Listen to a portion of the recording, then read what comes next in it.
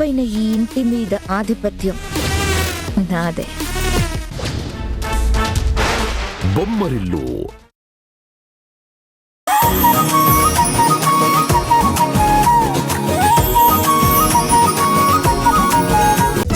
ఆ రోజుల్లో పల్లెటూరులో ఇన్ని రకాల స్వీట్స్ ఉండవు కాబట్టి ఏ రసగుల్లాలో రవ్వ లడ్డూలో అయ్యుంటాయి. రసగుల్లా నార్త్ సైడ్ కాబట్టి రవ్వ లడ్డు అయ్యి ఉంటుంది. రవ్వ లడ్డు అని చెప్పేద్దాం. అది నానమ్మ రవ్వ. అవును గాయత్రి, రవ్వ కేసరి. ఇప్పటికీ నువ్వు మర్చిపోలేదంటే అదంటే నీకెంత ఇష్టమో అర్థమైపోయింది. అమ్మో, రవ్వ కేసరా, అయ్యో అదంటే నాకు అస్సలు ఇష్టం ఉండదే.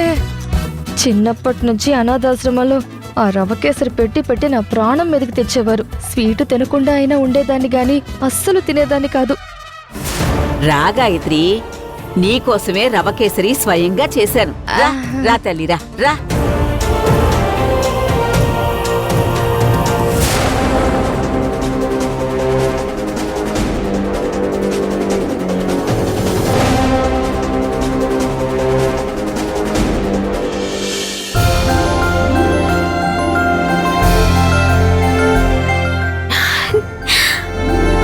రవ్వ కేసరి ఎన్ని రోజులైందో తిని.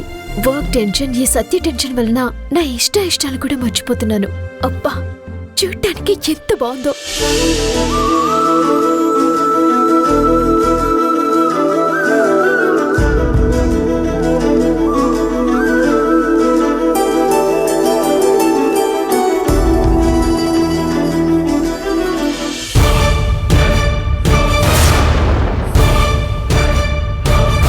చిచ్చి,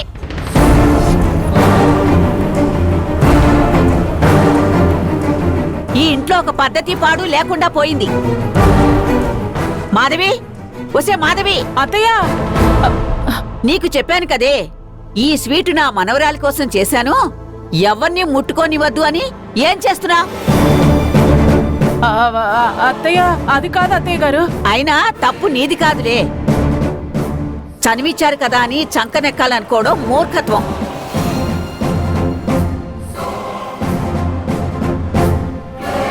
అమ్మయ్యా, ఈ రాధ చేసిన పని వల్ల ఈ రవ్వ కేసరి తినే బాధ తప్పింది. పైగా ఈ రాధకి బామ్మ చేతిలో అవమానం బోనస్. అది కాదు బామ్మగారు, ఈ స్వీట్ అంటే నాకు చాలా ఇష్టం, అందుకే. మాట్లాడుకో, చేసిన నిర్వాకం చాలు. అత్తయ్య గారు, రాధకి ఇష్టం ఉంటుంది కదా, అందుకే తింటోంది. నేను తినద్దు అంటం లేదు, కానీ నేను గాయత్రి కోసం స్వీట్ తయారు చేస్తే గాయత్రి తినకముందే తానే తింటుందే, అందుకన్నాను. వదిలేయండి అత్తయ్య, రాధ ఇంకా తినలేదు కదా, గాయత్రికి మీరు తినిపించండి. మాధవి, నువ్వు అందరికీ టిఫిన్ పెట్టు. అలాగే అక్క. నువ్వు రామ్మా, కూర్చో.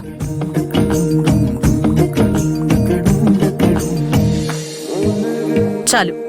రాధా, నువ్వు కూడా టిఫిన్ చేయమ్మా. నేను తర్వాత తింటాను మేడం. నీకిష్టమని నేనే స్వయంగా నా చేత్తో చేశాను, తినమ్మా.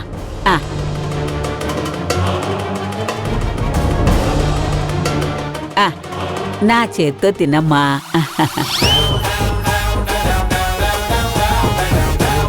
అయ్యో, ఈ స్వీట్ ని దగ్గరగా చూస్తేనే వాంతి వస్తుంది, అలాంటిది తినడమా భగవంతుడు.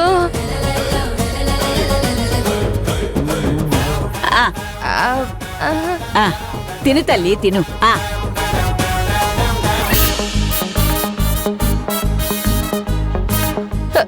ఇక చాలు నానమ్మా.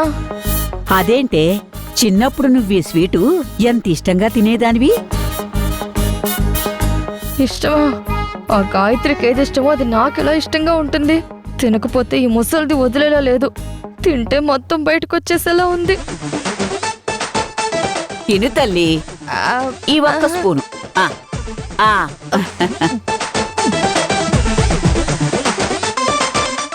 అబ్బా చాలు నానమ్మా, నా కడుపు నిండిపోయింది. ఇంకాస్త తినమ్మా. ప్లీజ్ నానమ్మా, ఇక చాలు నానమ్మా. అమ్మా, చాలా ఉంటుంది కదా, వదిలే. ఏంట్రా వదిలేసేది? 2 స్పూన్లు కూడా సరిగ్గా తినలేదు. చిన్నప్పుడు పెద్ద గిన్నె నిండా తినేది. చిన్నప్పుడు ఇష్టాలు ఇప్పుడు ఉంటాయా అత్తయ్య గారు? మారిపోతూ ఉంటాయి కదా. నువ్వు నోర్మి. బామ్మగారు, గాయత్రి గారికి చిన్నప్పుడు ఇంకేమేమి ఇష్టం ఉండేవి? నీకు అవసరమా? నా మనవరాలి ఇష్టాలతో నీకేం పనే? ఎందుకమ్మా అరవడం? రాధ ఇప్పుడు ఏం అడిగిందని? గాయత్రి చిన్నప్పుడు అలవాట్లే కదా. నా గురించి ఎంక్వైరీ తప్ప దీనికేం పర్లేనట్టుంది. రాధా, కాస్త చట్నీలా ఇవ్వు. ఏంటది? భోజనాలు చేసేటప్పుడు ఎడం చేత్తో గిన్నె వేయడం ఏంటే? అది కూడా తెలియదా నీకు? ఏంటో బామ్మగారు, ఒక్కసారి గబుక్కున లెఫ్ట్ హ్యాండ్ వచ్చేస్తుంది. తప్పే ఉందమ్మా. ఏదైనా ఆలోచనలో ఉన్నప్పుడు దేవకి కూడా ఎడం చేయ వాడుతుంది. అది కావాలని చేసినట్టు కాదు, వాళ్ళకి తెలియకుండానే అలా జరుగుతూ ఉంటుంది. సరిపోయింది. పద గాయత్రి, మనం మన రూమ్కి వెళ్ళి తిందాం. ఇంకానా? కాస్తే పద. లే పద పద.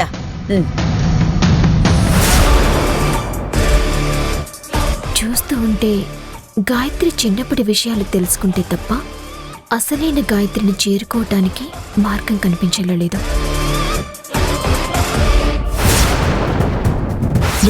చెప్పండి. చెప్పండి.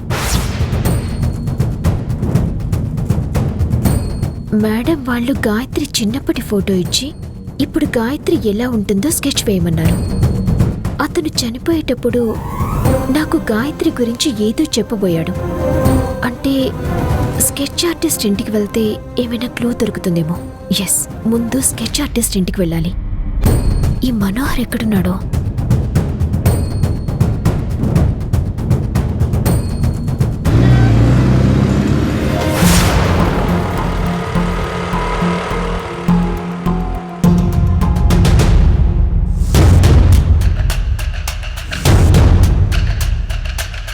ఇప్పుడేం చేద్దాం?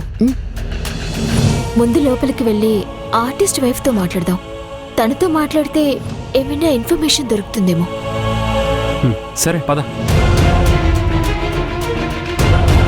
ఏమండి, ఎవరు లోపల? ఎవరు? హలో, ఎవరైనా ఉన్నారా? హలో.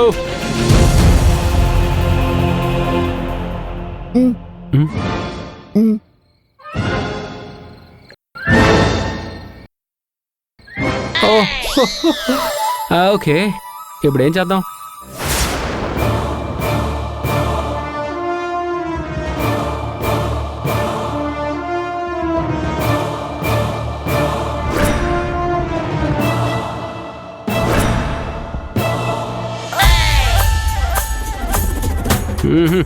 ఈ కళలు కూడా ఉన్నాయా తమరికి?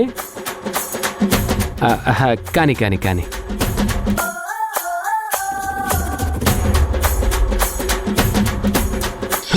హే హే, వావ్, వచ్చేసింది. ఆప్తావా? ఓకే.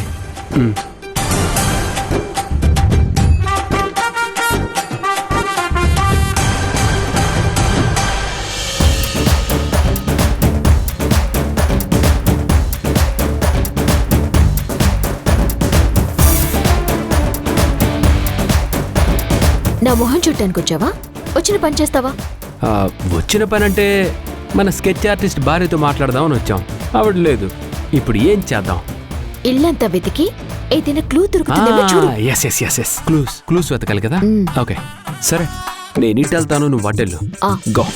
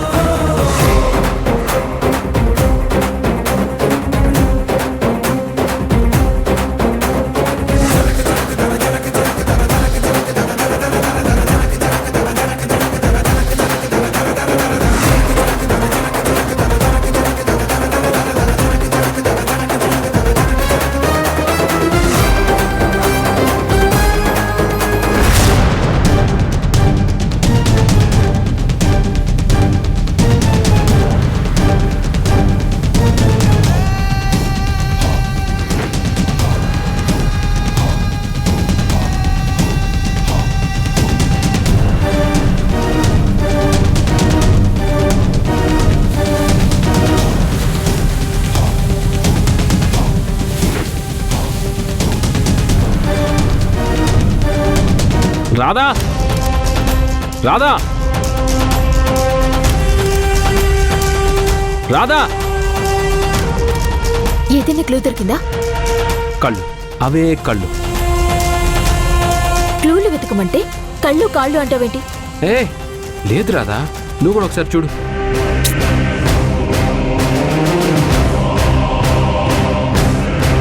ఈ కళ్ళు ఎక్కడ చూసినట్టున్నాయి కదా.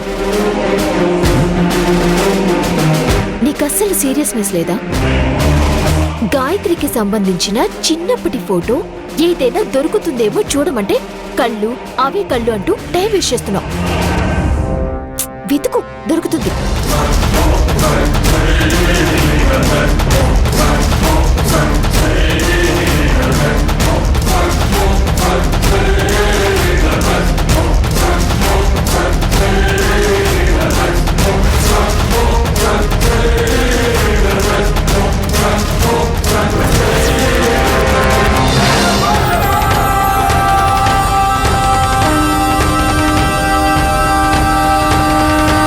ఇక్కడేమీ లేవు మనోహర్.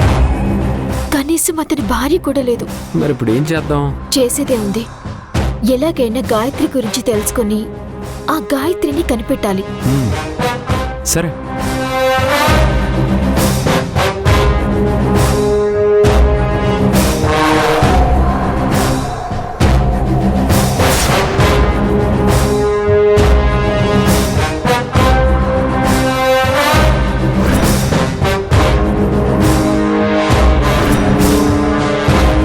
రాధా ఏం చూస్తున్నావు? ఎంత వెతికినా దొరకలేదు కదా. పద దా.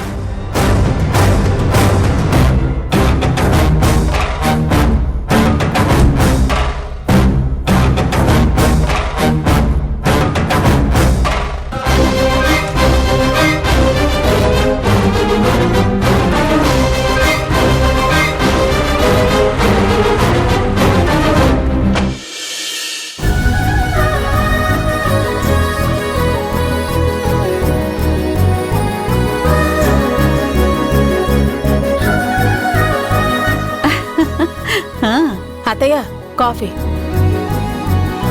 అక్క ఏమండి?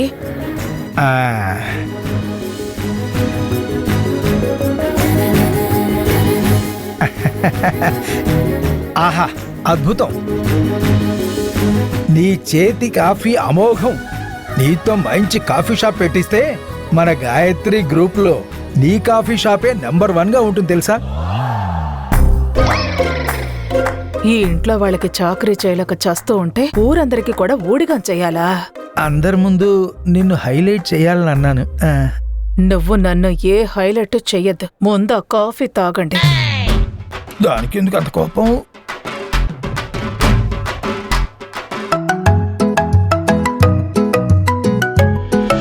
Hello, what? ఏమైందండి? వాళ్ళు ఎవరైనా సరే వదిలిపెట్టే ప్రసక్తే లేదు. ముందు వాళ్ళు ఎవరో కనుక్కోండి.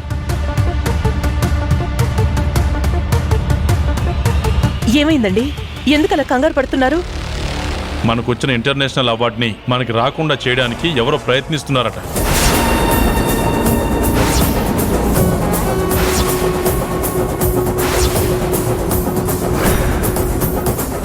మన స్కూల్స్ కాలేజీల గురించి నెగిటివ్ రిపోర్ట్స్ పంపించారట. కమిటీ ఎంక్వైరీ చెయ్యాలా వద్దా అని ఆలోచిస్తున్నారట. ఒకవేళ ఎంక్వైరీ చేయాల్సిన అవసరం వస్తే మనకు వచ్చిన అవార్డుని హోల్డ్ చేసేస్తారు దేవకి.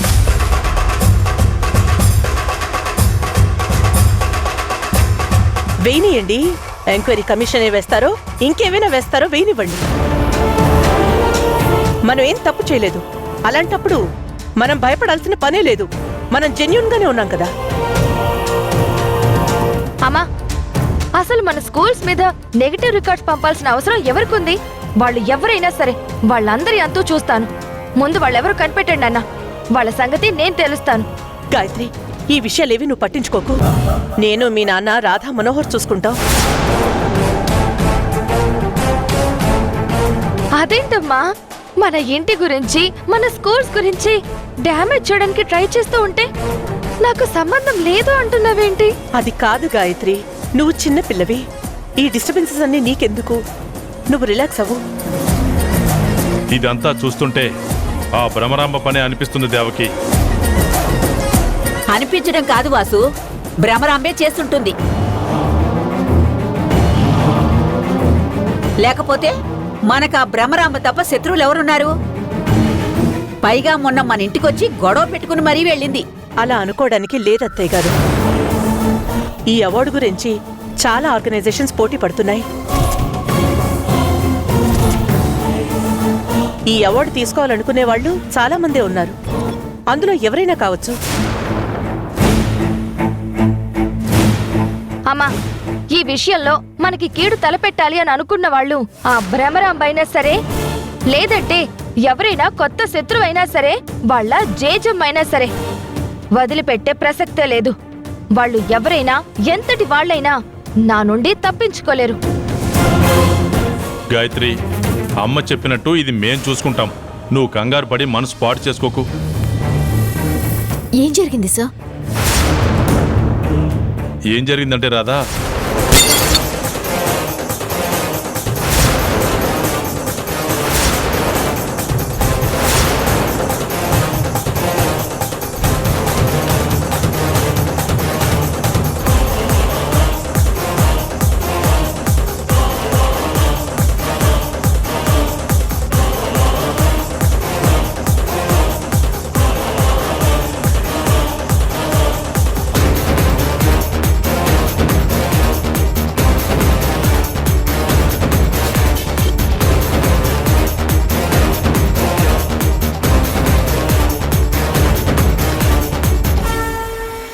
ఇలా అమ్మవారి ఫోటో కింద పడిపోయింది ఏంటండి? నా మనసులో ఏదో కంగారుగా ఉందండి. కంగారు పడకు దేవకి. ఇంట్లోకి వీచే గాలి కాస్త వేగంగా వీచిందంతే. గోడకున్న ఫోటో కింద పడిపోయింది. ఎన్నో ఏళ్లుగా ఆ ఫోటో అక్కడే ఉంటుంది కదరా. ఎప్పుడు ఇలా జరగలేదు.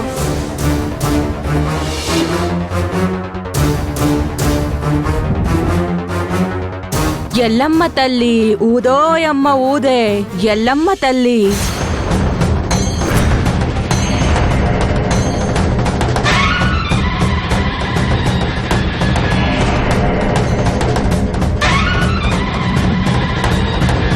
ఊదోయమ్మ ఎల్లమ్మ తల్లి, ఊదోయమ్మ ఎల్లమ్మ తల్లి, ఊదోయమ్మ ఎల్లమ్మ తల్లి, ఊదోయమ్మ ఎల్లమ్మ తల్లి.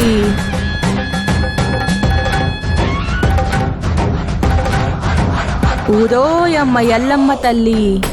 మాధవి, ఎల్లమ్మ తల్లికి హారతి తీసుకురా. అలాగే అక్క.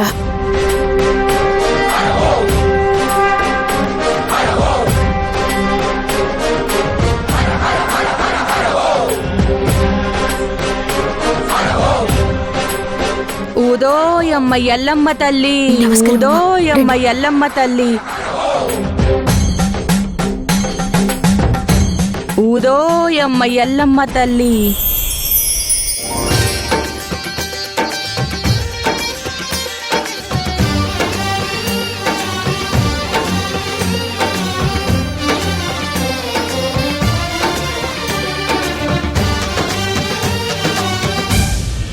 రండమ్మా.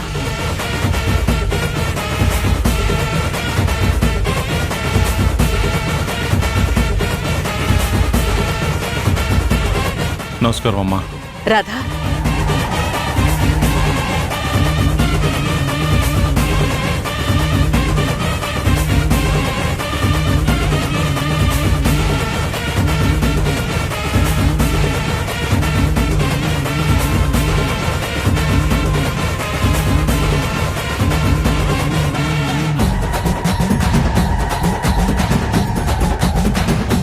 ఊదేయమ్మ ఎల్లమ్మ తల్లి, ఊదేయమ్మ ఎల్లమ్మ తల్లి.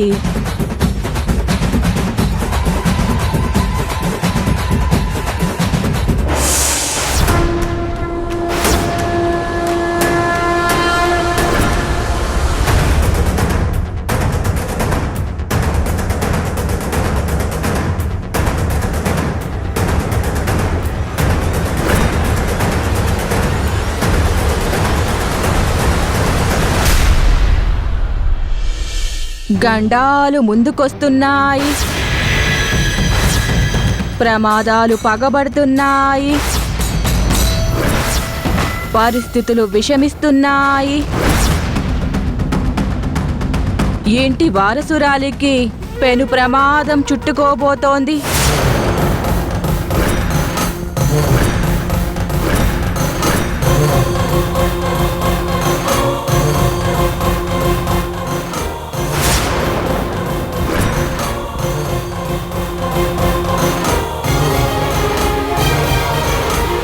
ముందు మంచి కాఫీ కలిపి నేను నీకు కాఫీ కలపడం ఏంటి? కలుపుకొని తాగు. కాస్త పంచదార తక్కువ కలుపుకొని చేదుని అలవాటు చేసుకో. రేపు నిజమైన గాయత్రి వచ్చిన తర్వాత నీ బతుకులో తీపనేది ఉండదు, చేదు మాత్రమే ఉంటుంది. మాధవి, మాధవి, నానమ్మకి కాఫీ టైం అయింది. రాధని ఇరికించడానికి నాకు టైం వచ్చింది.